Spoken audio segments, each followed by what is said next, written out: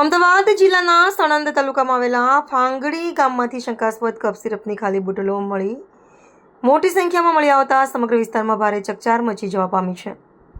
આ ઘટનાને પગલે ગ્રામજનોમાં ભારે રોષ અને ચિંતાની લાગણી વ્યાપી ગઈ છે અને આ મામલે તંત્ર દ્વારા તાત્કાલિક કડક કાર્યવાહી કરવામાં આવે તેવી જોરદાર માંગ ઉઠી છે.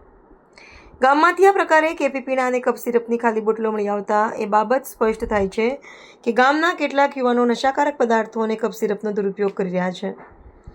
યુવાધન ખોટા માર્ગે ફંટાઈ રહ્યું હોવાથી ગામમાં અસલામતીનો માહોલ ઊભો થયો છે. નશાના લીધે અવારનવાર ઝઘડા થવાની અને ગામની શાંતિ ડોળવાની શક્યતાઓ વધી ગઈ છે, જેના કારણે સ્થાનિકો ભયના ઓછાયા હેઠળ જીવી રહ્યા છે.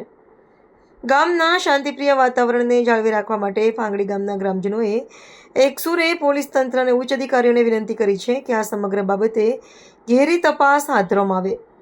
નશાકારક કફ સિરપનો ગેરકાયદેસર પુરવઠો ક્યાંથી આવે છે અને તેના વેચાણ પાછળ કોનો હાથ છે તે શોધી કાઢી જવાબદારો સામે સખતમાં સખત કાનૂની પગલાં લેવામાં આવે. ગામને નશામુક્ત બનાવવામાં આવે અને સુરક્ષા સુનિશ્ચિત કરવામાં આવે તેવી પદાધિકારીઓ તથા ગ્રામજનો દ્વારા ઉગ્ર માંગ કરવામાં આવી છે.